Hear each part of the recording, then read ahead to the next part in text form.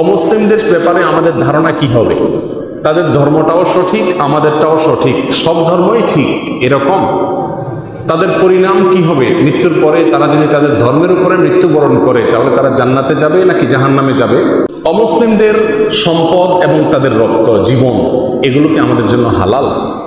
অমুসলিম যারা আমাদের সমাজে বসবাস করছে, কখনো তারা আমাদের প্রতিবেশী হয়, কখনো তারা আমাদের সহকর্মী হয়, তাদের সাথে আমাদের আচরণটা কেমন হবে? তাদের সাথে আচরণ কি আমরা স্বাভাবিক আচরণ করব নাকি আমরা স্বাভাবিক আচরণ তাদের সাথে আমরা করব না? ব্যাপারটা কেমন হবে?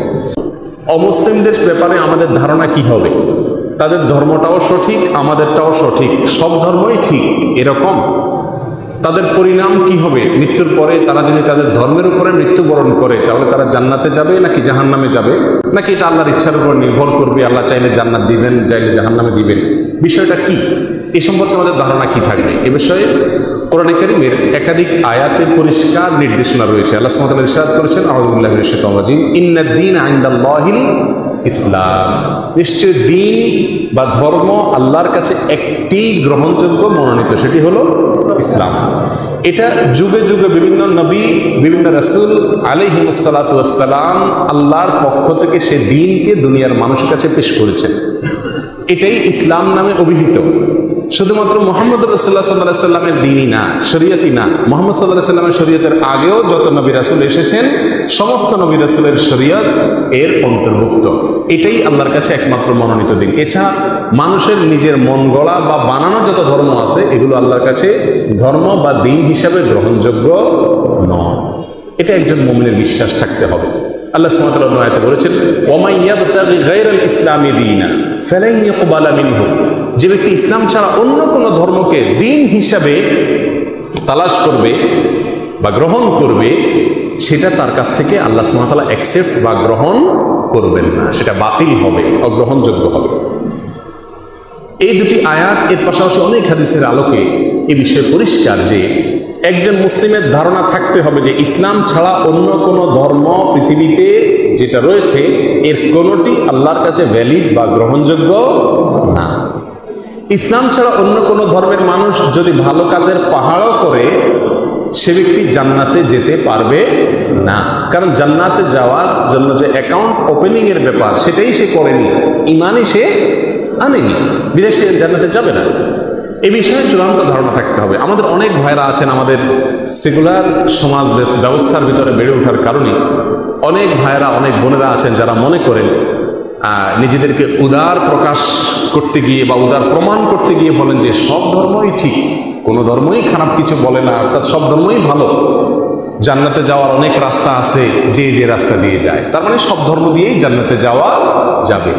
এই ধারণা কোনো মুমিন রাখতে পারেন না। এটা যদি রাখেন তাহলে এটা মিন নাওয়াকিদিল ঈমান, ঈমান ভঙ্গকারী বিষয়গুলোর মধ্যে থেকে একটা। অমুসলিমকে যদি আপনি অমুসলিম মনে না করেন, তাকে যদি কাফের মনে না করেন, তাকে যদি আপনি জান্নাতি মনে করেন, তাহলে আপনার ঈমান ভেঙে যাবে। বিষয়টা অত্যন্ত ভয়াবহ। বিধায় এখানে উদারতার কোনো বিষয় না। একটা কথা আমরা প্রায় সময় বলি, আমরা কিন্তু সব জায়গায় উদার হই না। কিছু কিছু জায়গায় আমরা বুঝি এটা আমার, এটা আপনার। স্ত্রীর বেলায়, পরিবারের বেলায়, পয়সা কড়ির বেলায় কিন্তু আমরা বুঝি আমার পকেটটা আমার, আপনার পকেটটা আপনার। এক্ষেত্রে কিন্তু আমরা উদারতা দেখাই না যে ঠিক আছে, মানে আমরাই তো, আমার পকেট থেকে আপনিও নেন আমিও নেই। এরকম উদারতা দেখানো মানুষ পাইছেন দুনিয়াতে কোথাও? ধর্মের বেলায় আসলে আমরা অতিরিক্ত উদার হয়ে যাই, এবং এই উদারতা না, এটা হলো উদাসীনতা, ঈমান সম্পর্কে উদাসীনতা।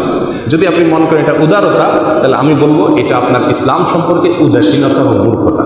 আল্লাহ তাআলা আমাদেরকে বোঝার তৌফিক দান করুন। অমুসলিমদের সম্পদ এবং তাদের রক্ত, জীবন, এগুলো কি আমাদের জন্য হালাল? আমি শুরুতেই বলেছি, অমুসলিম বলতে আমাদের দেশে যে সমস্ত মুসলিমরা বসবাস করছে, হিন্দু, খ্রিস্টান, বৌদ্ধ, তারা, এদেরকে হত্যা করা জায়েজ কিনা? কোরআনের বিভিন্ন আয়াত দ্বারা বোঝা যায় মুসলিমদেরকে হত্যা করো তোমরা, মুশরিকদেরকে হত্যা করো যেখানেই পাও।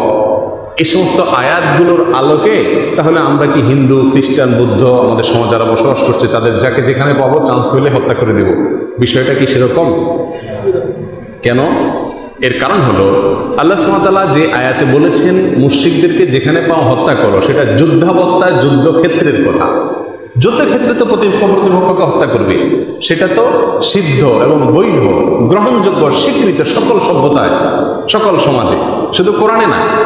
আমাদের নাস্তিক ভাইয়েরা, নাস্তিক বোনেরা অনেক সময় এই প্রশ্নগুলো উত্থাপন করেন এবং অনেক সাধারণ মুসলমানদেরকে বিব্রত করেন। দেখছো কোরআন বলছে মুশরিকদেরকে যেখানে পাও সেখানে হত্যা করো। তাহলে এই জন্যই তো এই অনেক মুসলমানদের দেখা যায় যে হিন্দুদেরকে চান্স পেলে তাদেরকে হত্যা করে, মারে, তাদের মন্দিরে আক্রমণ করে, অথচ এই শিক্ষা ইসলাম দেয়, কোনোভাবেই জায়েজ নেই।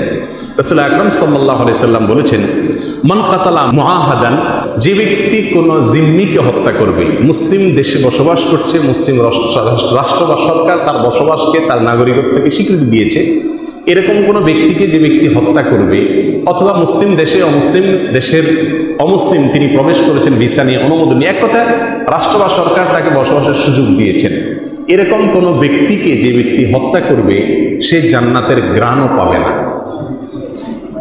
অথচ জান্নাতের ঘ্রাণ অনেক দূর থেকে পাওয়া যাবে।